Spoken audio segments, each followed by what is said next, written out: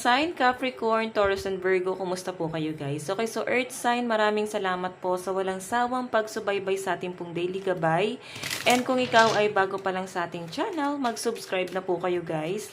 And i-click mo na rin yung ating notification bell para lagi po kayo guys updated sa ating mga bagong upload. Okay, so Earth sign, tignan po natin ano bang inyong gabay kapalaran ngayon.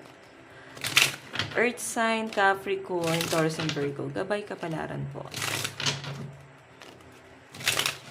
Okay, so Earth sign, meron tayong 8 of Spades. Actually guys itong mga nakaraan parang putong ko lagi sa pamilya yung nagiging issue ng mga Earth sign. Ito kasi guys, 8 of Spades family siya, pero nag-block kasi, so maaring meron kayong pinagdadaanan, or maaring may mga broken family rito, or baka dumadanas ka ngayon ng parang inaabandona ka ng person mo, parang feeling mo, hindi siguro feeling, talagang iniwan ka talaga siguro ng person mo, no? Kaya parang may broken family rito guys. Okay, so meron tayong Queen of Flower and Seven of Heart. So, nakikita ko na pinipilit ng mga Earth sign na mag-survive sa kanilang pinagdadaanan ngayon. Nandun ka sa point na hoping ka pa rin na maayos pa to. Pinapakalma mo yung sarili mo kasi kailangan mong gawin yun, no? Kahit na alam mo na yung totoo, parang kailangan mo linlangin yung sarili mo na hindi yun nangyayari. Okay, may mga ganong klase kasi guys ng tao na alam na natin yung totoo pero talagang ina-absorb natin sa sarili natin na hindi yun nangyayari, hindi yun nag-exist. Kasi ganun natin guys, pakalmahin yung sarili natin, no? Na para bang yun lang yung makakatulong sa atin para kahit papano is makasurvive tayo dun sa sakit na nararanasan natin, okay? So I think guys, medyo mabigat-bigat to, lalo na kung issue siya sa pamilya. And I think parang na dun ka sa point na wala ka talagang magawa. Kasi Queen of Flower ka, no? Sunod ka na lang guys sa agos ng buhay, kung ano na lang mangyari. Yung iba naman sa inyo guys, kung hindi naman guys to patungkol sa love life mo, is maaring nagkakaroon ka ng pressure pagdating sa sarili mo, nagkakaroon ng problema sa pamilya, parang ramdam mo na wala kang matulong. Ano yung kaya mong gawin para tulungan mo yung kapamilya mo na nagkakaroon ng problema. Ganun yung nakikita ko dito. Okay, so ngayon guys, nag-iisip-isip ka naman dito kasi Queen of Flower, nag-iisip pero nasasaktan, ganun po yung nakikita ko rito. Seven of Heart, eto guys, parang kailangan meron kayong dapat baguhin. Meron kayong dapat alisan, kung ano man tong changes na kailangan mong gawin sa sarili mo. Siguro maaaring yun ay pangit, no? Pangit para sa ibang tao or hindi maganda. Yun yung nakikita ko dito. Hindi siya guys maganda para sa inyo. Hindi siya guys parang walang magandang naidudulot sa inyo. Bisyo ba to? Or mga maling taong nasasamahan mo. Okay, so tignan pa natin. Additional message. Okay, so nakikita ko yung iba rito sa inyo guys moving forward. Okay. Additional message.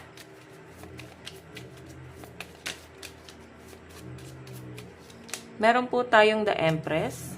Ayan, pasensya na po sa mga tricycle na dumadaan guys, no? Okay, The Empress guys.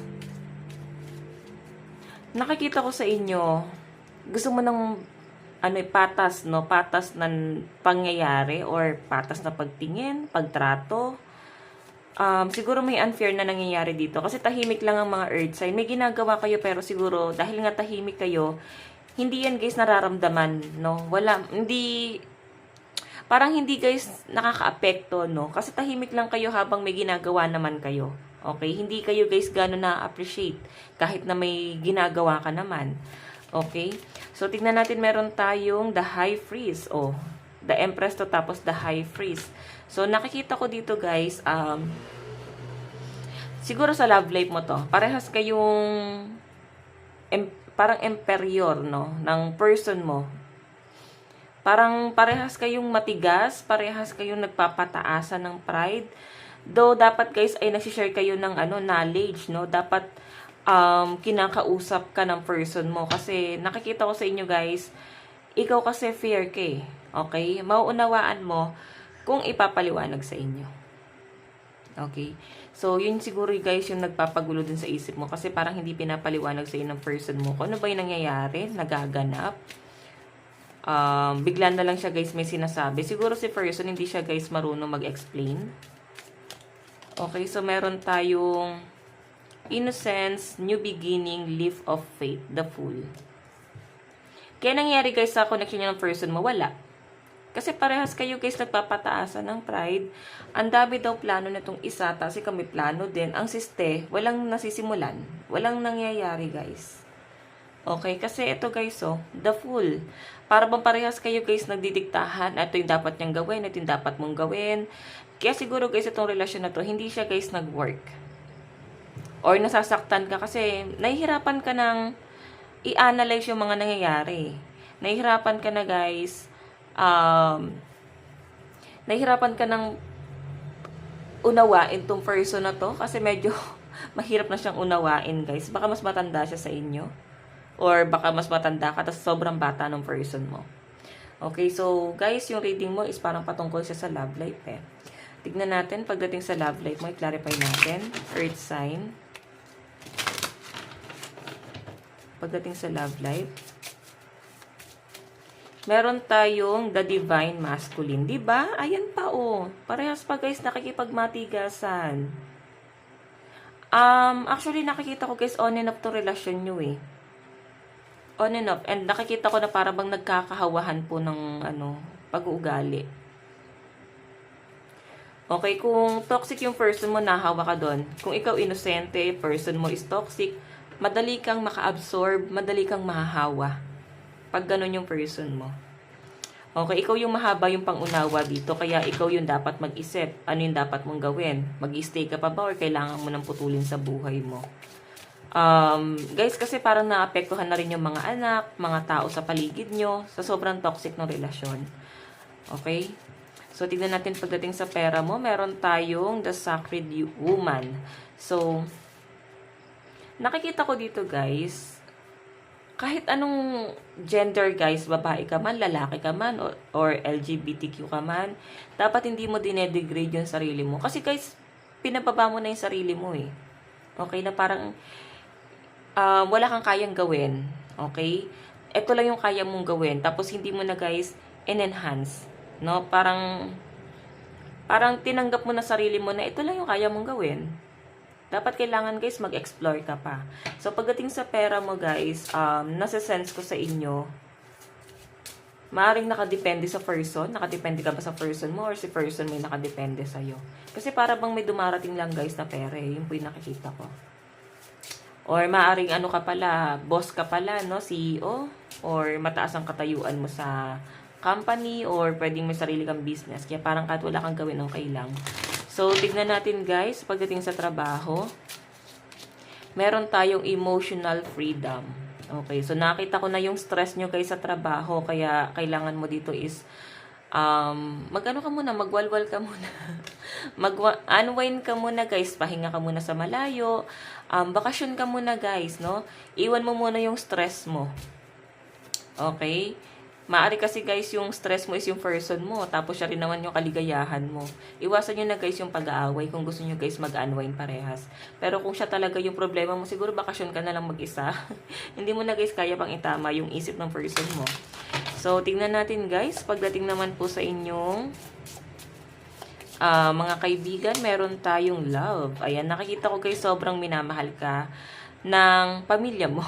Kasi sa mga kaibigan mo guys, nakikita ko medyo dumistansya ka. Pero pagdating sa family, siguro sila din guys yung talagang kaibigan mo or mas malapit talaga sa inyo. Okay?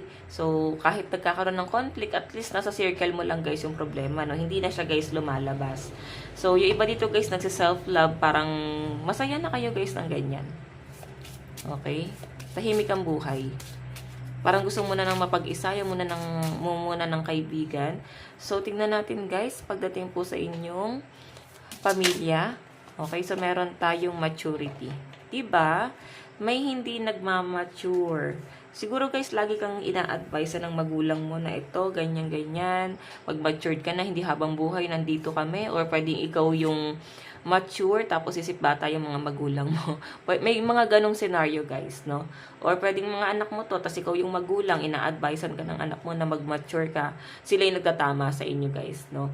So, bali-balik ka rin nyo na lang guys, sino ba nagtatama dito? Kasi guys, nakita ko meron pang hindi natutunan. Kailangan guys, meron pang aralin, may kailangan baguhin guys, no? Para magkaroon ng peace of mind. Okay, so tingnan natin guys ang inyong love advice. So, pagdating guys sa family, hindi siya guys ganun ka-solid. As in, parang may mga nakadepende. Ganun yung nasa sense ko. Okay, love advice, meron tayong union. The union of divine soul counterparts is miraculous event that begins when you least expect it. Okay? Ayan. So guys, ano sa sense ko rito, eto rin yun. Parang kailangan may pagbabagong gawin. So, I think may problema sa family. Kailangan dito may magbago. Kasi siya yung sinusundan ng pamilya. Siya yung parabang role model. Siya yung ginagaya.